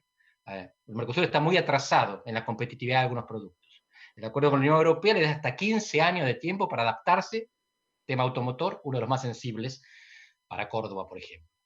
Si no lo hace poniéndose de acuerdo, lo hará por imposición de otros que se pusieron de acuerdo. Así que para Argentina es fundamental participar en las negociaciones, porque de nuevo, no habrá reglas, habrá acuerdos. Y si los acuerdos no son aquellos en los que uno participa, son aquellos en los que uno no participó. Y si vos no estás en la mesa, estás en el menú. Les agradezco muchísimo. Ha sido un gusto. Muchas gracias. Gracias. Gracias, Virginia. Adiós, un gusto. Adiós. Bueno, Virginia, qué panel de análisis de coyuntura Muy internacional. Muy interesante, ¿no? Totalmente. Totalmente, muchas Un gusto. gracias. Te agradecemos a vos A también. ustedes. A Marcelo, a Andrés, que estuvieron desde Portugal uno, desde Buenos Aires el otro. Una jornada donde el análisis de la coyuntura internacional en este 13º coloquio industrial, la verdad es que nos ha dejado algunos condimentos impactantes, ¿sí? Del mundo que se viene y de todo lo que va a traer esta post-pandemia. Nosotros continuamos en la última jornada de este coloquio de la UIC 2020. Gracias a ustedes por estar allí del otro lado. Hemos recibido muchos mensajes en el hashtag coloquio UIC a través de las redes sociales, a través de Twitter, de Facebook, a través de Instagram. También muchas preguntas, muchos comentarios a través de Zoom y de YouTube, las dos plataformas a donde se está haciendo la transmisión vía streaming desde aquí, desde Córdoba, en este coloquio virtual. Vamos a seguir agradeciendo a los sponsors que hacen posible esta edición. Queremos agradecer al Banco Nación, también a Bertotto Boglione. Le agradecemos a Bettini, a la empresa Cante Sur, a Coca-Cola Andina, a la firma Congress Rental, a Cormetal, a Dulcor y a EPEC. También el agradecimiento para Fumiscor, Garantizar, Gastaldi, Georgalos y Goldway. La firma Gráfica Latina también nos está acompañando. El agradecimiento para House Mobile, Indus Plus, Collector, a la firma La Lácteo, firma Láctea La Lácteo, a Metal 4, a Pascuale, a Pretensa, a la revista Punto a Punto, a Quorum Hotel, a Servicios Industriales, a la empresa Sinte Plus, a Citari, a TCA Bursátil, a la Universidad Siglo XXI y a la firma Vitopel. Bueno, agradecimiento también a la gente que nos está siguiendo desde Rosario, desde Mendoza, desde Mar del Plata, desde Buenos Aires. Está siguiéndonos también el secretario de Industria de Córdoba, Fernando Sibila, también la ministra de Promoción de Empleo de la provincia de Córdoba, Laura Jure. Bueno, hay mucha gente que está conectada con nosotros y también el agradecimiento a los medios de comunicación que apoyan durante todo el año a la Unión Industrial de Córdoba y a los periodistas de estos medios, colegas y amigos, muchos ellos. Vamos a seguir ya en el tramo final de este coloquio UIC 2020 con la presentación en otro lugar. Saben que estamos haciendo esto desde acá solos. Está el ministro, así los vemos, el ministro Eduardo Castelo, ministro de Industria, Comercio y Minería de Córdoba, y también está el presidente de la Unión Industrial de Córdoba, Marcelo Uribarren. Ellos nos están viendo justamente desde el ministerio. Los saludamos a ambos. ¿Nos escuchan bien? ¿Sí? ¿Nos escuchan bien? Pueden sacarse los barbijos, sí, no hay ningún problema. Está la distancia que recomiendan los sanitaristas, así que no hay ningún problema. Los saludamos y antes de pedirles a cada uno de ustedes algunas palabras, vamos a escuchar un mensaje que nos ha dejado el gobernador de la provincia de Córdoba, Juan Schiaretti. En primer lugar, quiero saludar a todos quienes están participando de este coloquio de UIC en un momento muy especial. Y es un momento muy especial porque el mundo está sufriendo las consecuencias sanitarias, sociales y económicas de la pandemia que nos afecta desde hace ya varios meses. Y me parece importante, por lo tanto, que en este momento especial se pueda debatir, escuchar y proponer formas de superar la misma cuando termine, porque en algún momento va a terminar la pandemia. Además, quiero agradecer a los industriales cordobeses la actitud que vienen teniendo durante la pandemia, porque todos nuestros industriales producen, y producen respetando todas las normas sanitarias. Tanto es así que no hemos tenido brotes de contagios del COVID-19 en las industrias cordobesas. Y esto habla bien de nuestros industriales. Y quiero agradecerles también de que sigan invirtiendo. Pese a la pandemia, nuestros industriales invierten, siguen expandiendo sus empresas, siguen generando nuevos productos, siguen conectándose a la red de gasoductos troncales e incorporando gente. Y este es un sello distintivo de los industriales cordobeses. Nuestros industriales son pioneros, tienen responsabilidad y siempre invierten y generan empleo. Y por eso son un orgullo para todos los que habitamos esta provincia, porque no hay mejor política social que un buen empleo. Y nuestros industriales invierten para generar empleo en Córdoba. Yo quiero reiterar el compromiso del gobierno provincial con la industria cordobesa. Quiero reiterar nuestro apoyo y nuestra voluntad de trabajar siempre junto a los industriales cordobeses para producir más y mejor para Córdoba, para el país y para el mundo. Y quiero también reiterar de que es necesario que trabajemos juntos. No importa que se pueda pensar distinto. Lo que precisa nuestra Córdoba y precisa también nuestra patria es de que no haya falsas divisiones y que todos apuntemos hacia un mismo lado para superar la crisis de la pandemia, para producir más, para generar más empleo. Y Córdoba, que viene actuando así, de manera mancomunada, entre los industriales, el gobierno provincial y también los gobiernos municipales, va a mantener esta característica. Lo invito a que sigamos manteniendo la característica de trabajar en conjunto. Eso hace de que los cordobeses, que somos orgullosos de nuestra industria, sigámoslo siendo. Nuestra Córdoba es tierra de industria, es tierra de pioneros, es tierra de inversión, es tierra de generación de empleo. El agradecimiento entonces para el señor gobernador de la provincia de Córdoba, el contador Juan Schiaretti. Y ahora sí vamos a seguir con la palabra del presidente de la Unión Industrial de Córdoba, Marcelo Uribarren. Le pedimos a Marcelo que si puede llegue hasta el estrado a dar su discurso. Gracias, Marcelo. Vamos a seguir en este 13º coloquio de la Unión Industrial de Córdoba, coloquio virtual, como estamos haciéndolo desde el día lunes, una semana para hablar de la industria. Marcelo. Bueno, gracias, Guillermo. No va a haber discurso. Un saludo de cierre. Bueno, llegó el momento, 4 días muy intensos de nervios al principio, porque este riesgo que tomamos en la UIC pensando que, bueno, que hacer un coloquio virtual era algo que iba a ser duro y difícil, y bueno, la verdad es que lo hemos disfrutado enormemente. El resultado creemos que ha sido fantástico y estamos muy contentos porque no solo es lo que hemos hecho nosotros en la UIC, sino con todo el apoyo que hemos recibido para hacerlo, ¿no? Primero, agradecerle al gobernador sus palabras, como siempre lo hemos sentido cerca de la industria de Córdoba, agradecer al Ministerio de Industria, a sus integrantes, y al Ministerio de Ciencia y Tecnología, al Ministerio de Modernización, que han apoyado las acciones que la industria de Córdoba quiere ejecutar para poder mejorar.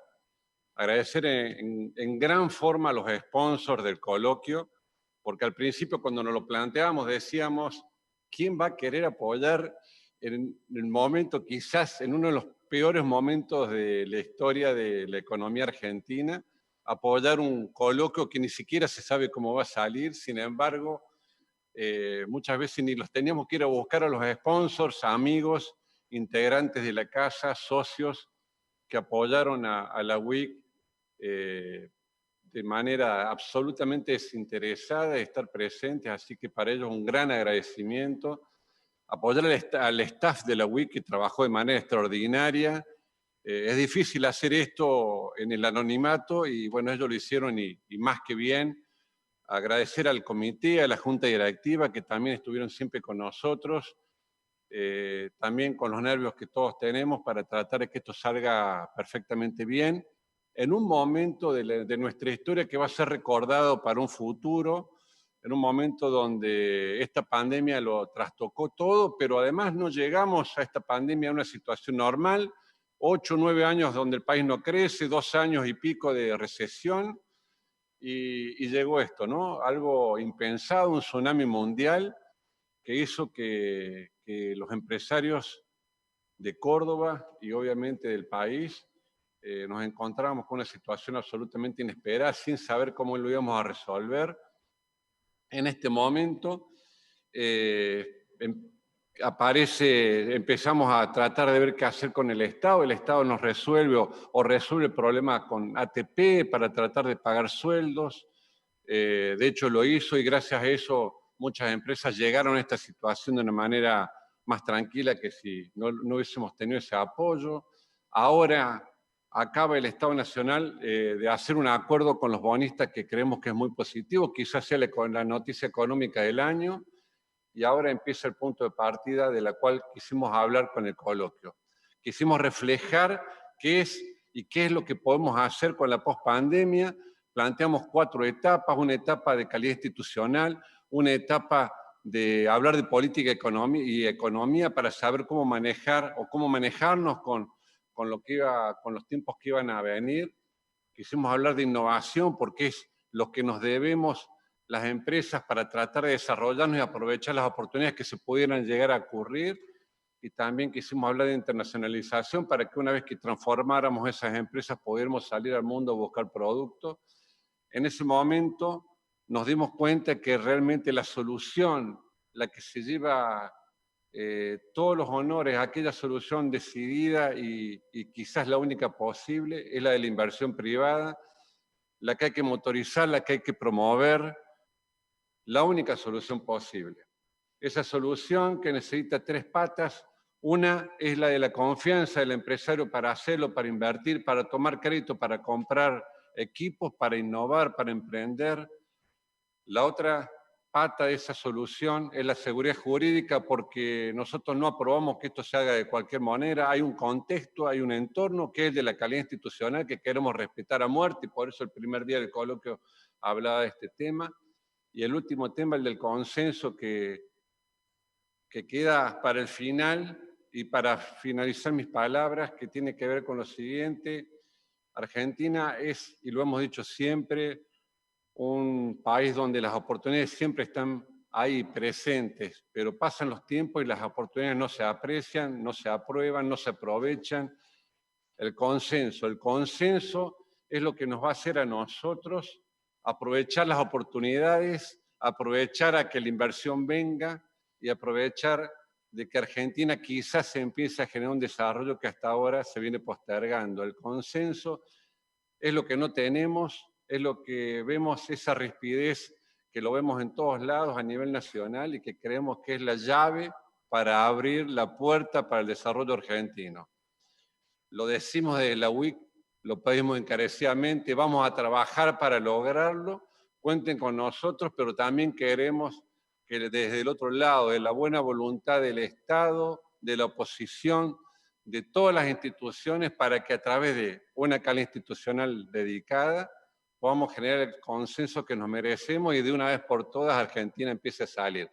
Felicitaciones a todos los industriales por acompañarnos, por el día de ayer, el Día de la Industria, y por haber hecho un coloquio que creemos que ha sido maravilloso. Bienvenidos y bueno, buenas tardes y un abrazo grande.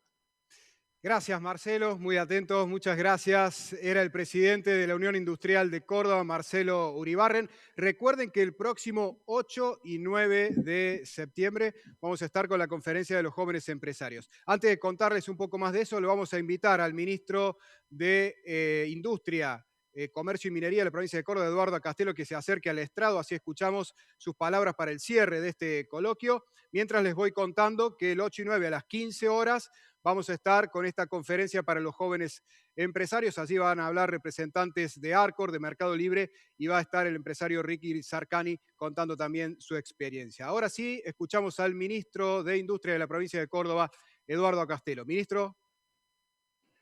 Muy buenas tardes, señor presidente de la UIC, Marcelo Uribarren, señores empresarios, industriales de la provincia de Córdoba, invitados a este coloquio. Muchas gracias por la posibilidad de que el cierre de este coloquio se haga en esta casa, que es su casa, la casa de ustedes, el Ministerio de Industria, Comercio y Minería de la provincia de Córdoba.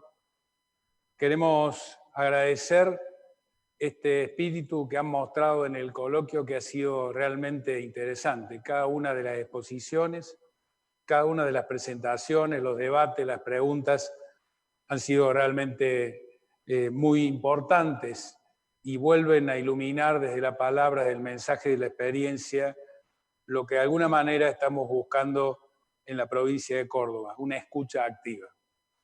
Comenzamos también desde este ministerio la primera semana de la industria de nuestra gestión, haciendo el foro de parques industriales de la provincia, y lo hicimos justamente porque pensamos que la política de parques industriales va a fortalecer el desarrollo territorial industrial cordobés.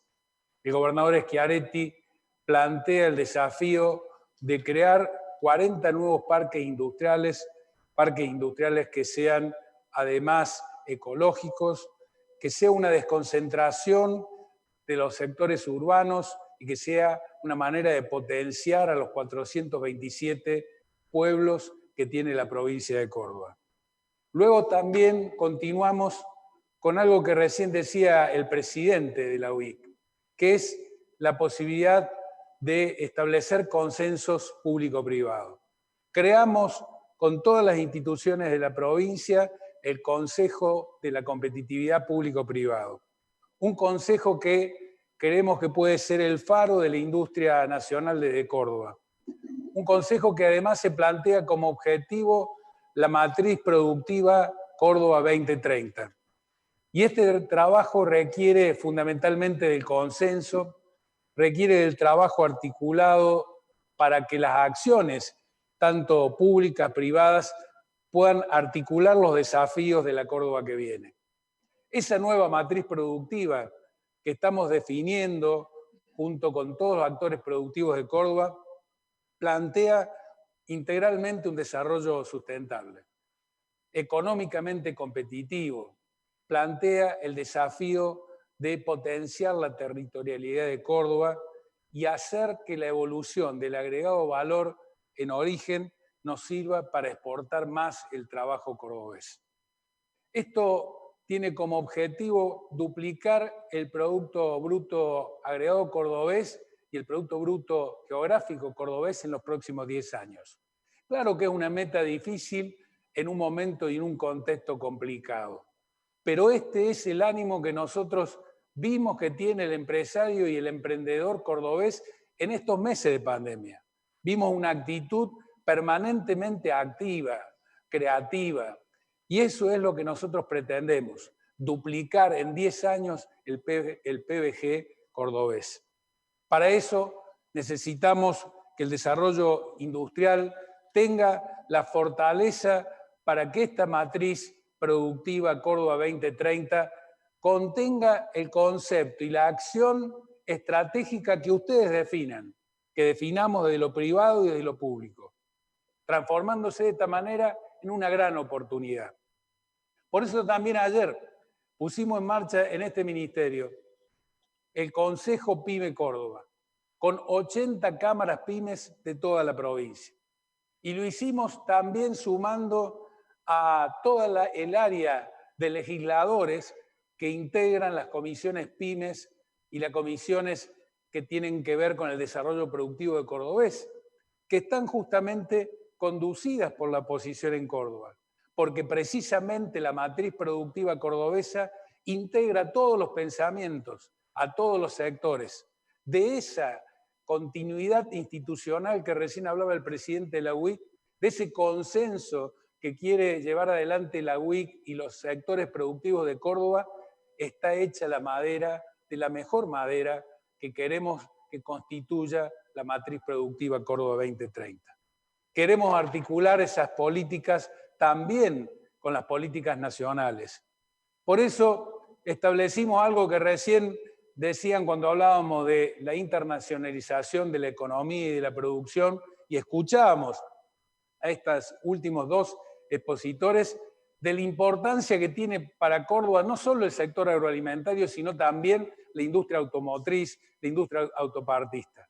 Hoy, en el día de hoy, acabamos de crear el Consejo del Trabajo y la Producción en el marco de lo que es la Industria 4.0, del programa que tiene Córdoba, de lo que llamamos Revolución Industrial 4.0, en donde todas las industrias automotrices cordobesas, las industrias autopartistas cordobesas, la red de proveedores de Córdoba y el ESMATA se están potenciando junto con el gobierno provincial para promover la sensibilización, la capacitación y las distintas herramientas de Industria 4.0 que tiene esta importante industria automotriz en Córdoba, para que los proveedores y para que los trabajadores puedan tener las mejores herramientas de capacitación en el marco de este concepto de Industria 4.0. Fortalecer la red de proveedores de Córdoba es uno de nuestros principales objetivos. Todos estos consejos e instituciones de diálogos que hemos impulsado en estos últimos tiempos tienen como consecución la evolución de las organizaciones. Tratar de que se puedan crear nuevos procesos y que esos nuevos procesos nos transformen exponencialmente, como ayer nos decía Francisco Palau, que fue realmente una exposición brillante, que nos dejó mucho material, no solo para los industriales, también para todos los sectores de Córdoba. Poder reconvertirnos y transformarnos exponencialmente es justamente uno de los objetivos que tenemos como gestión pública-privada. Ayer Francisco decía, me lo anoté para no olvidarme, la vida está cambiando mucho. Se acelera la evolución a nivel empresarial. Hay que usar nuevos modelos exponenciales. Lo importante para mejorar el mundo es abrirnos al mundo. Coincidimos 100% con este pensamiento. Tenemos que tener un pensamiento global desde cada una de las industrias cordobesas. Por eso quiero agradecer a la UIC, quiero agradecer a todos los industriales de Córdoba, porque justamente se han comprometido en todos estos meses de pandemia, como recién decía el gobernador Schiaretti, primero a realizar cada una de las normas de bioseguridad y después a cumplirlas, porque como dice también el gobernador, cuidar la salud de los trabajadores y cuidar la salud de las empresas es la mejor forma de hoy que esas empresas puedan ser competitivas. Porque es juntos que tenemos que lograr lo que nos falta. La digitalización de la industria cordobesa, la complementariedad en los procesos industriales. Un ejemplo de ello lo dieron las dos empresas cordobesas que terminamos de reconocer en el día de ayer, Tecme y Leistul. Dos empresas que llevaron adelante la producción de todos los respiradores que necesitaba la Argentina, Latinoamérica, y hoy 53 países están comprando los respiradores cordobeses. ¿Y saben qué? Las industrias autopartistas cordobesas, que en ese momento estaban paralizadas, se reconfiguraron y se apoyaron para que los insumos de salud salieran de Córdoba. Y dos empresas cordobesas que estaban produciendo en enero, febrero, 200, 300 respiradores por mes, hoy fabrican y producen 2.000 respiradores por mes, vendiéndole al mundo y salvando vidas. Eso es Córdoba. Esos son los industriales cordobeses que tienen la capacidad de innovar y de prepararse para los desafíos que vienen.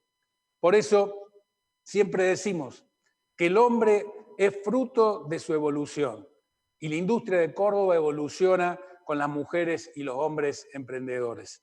El capital humano, y lo vemos mucho más en esta pandemia, es esencial para cualquier emprendimiento productivo. El trabajo, sin duda, es el vehículo que distribuye la riqueza entre las personas y las comunidades. Por eso nos interesa tanto fortalecer las economías regionales. Por eso queremos que los acuerdos que nos permitan pensar la internacionalización de las políticas productivas lo hagamos a través del ProCórdoba, una herramienta esencial que tiene una provincia en donde el sector privado y el público ya vienen planificando su relación de política de comercio exterior de hace mucho tiempo.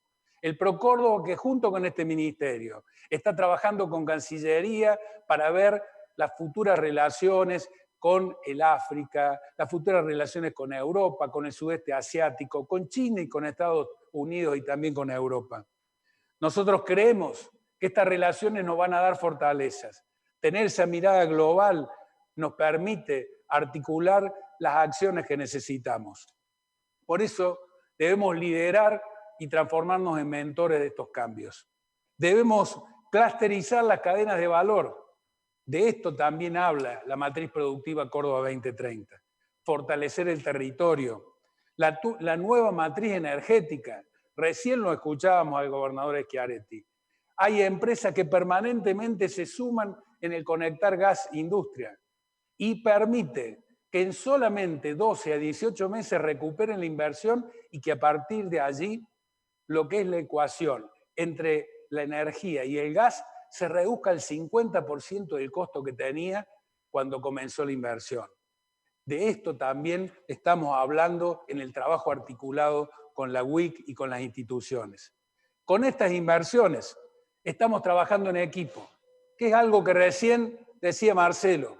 El trabajo en equipo nos lleva a potenciarnos y Córdoba trabaja en equipo, priorizando la actividad privada, la inversión privada, la economía circular, la economía naranja, los circuitos integrados de la producción, junto con los biocombustibles, aportarán junto a la inteligencia estratégica de nuestro desarrollo territorial. También la biotecnología, la nanotecnología, la robótica, junto a los sectores de esta economía del conocimiento en la que Córdoba fue pionera hace ya más de 10 años. La industria automotriz, el sector de agroalimentos y el sector de maquinaria agrícola, que hoy está siendo una de las que ha logrado una evolución en plena pandemia y nos alegra enormemente. El hub aéreo, que tenemos que recuperar, porque Córdoba debe tener una política logística como la venía teniendo y como la tiene, pero necesitamos para eso recuperar el hub aéreo que Córdoba y para Córdoba y los industriales de Córdoba es tan importante. Como provincia, esto no es otra cosa que la habilidad de usar, mantener y acrecentar las riquezas territoriales, humanas y tecnológicas de todos los cordobeses. Y todas estas habilidades que tenemos como provincia, la queremos transformar en nuevas instituciones públicas, privadas, de consenso para potenciar con políticas de Estado en el mediano y largo plazo. También, por supuesto, estaremos trabajando en el corto plazo, como lo venimos haciendo con el Bancor, como lo hicimos en plena pandemia, con todas las acciones que llevó adelante nuestro gobierno provincial. Esa previsibilidad institucional, junto a la automatización de la producción, la digitalización de la industria, la complementariedad productiva y la innovación permanente, vuelvo a decir, la innovación permanente van a permitir definitivamente una Córdoba pujante en una Argentina que queremos nosotros desde Córdoba que se recupere. Hay que atar las políticas públicas a los resultados. Y promoviendo la inversión privada, debemos generar el empleo de calidad que nos permita que más cordobeses y cordobesas tengan trabajo. Por eso es muy importante insertar a los jóvenes e insertar a las mujeres a este mundo de la actividad productiva, para que los jóvenes crean y puedan crecer en una Córdoba en la que se quieran quedar. Este es nuestro desafío.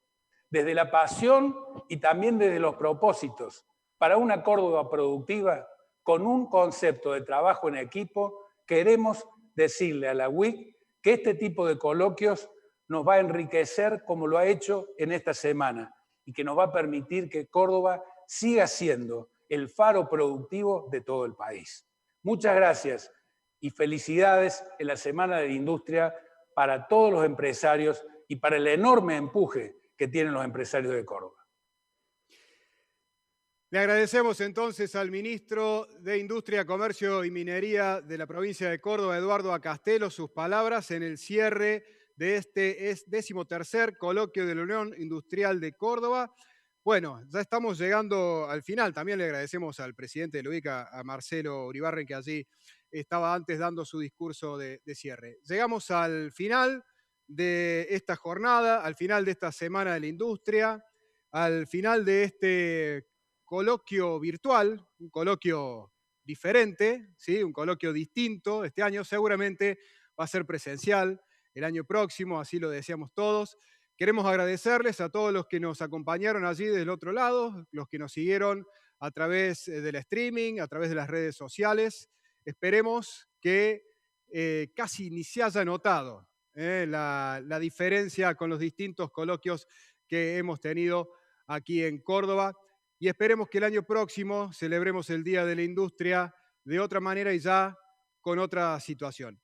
Han sido 4 jornadas con el análisis político, económico de la coyuntura nacional, internacional, jornadas donde se habló de calidad institucional y jornadas de donde se habló también de la innovación para la industria. Jornadas donde los protagonistas han sido los empresarios industriales de Córdoba.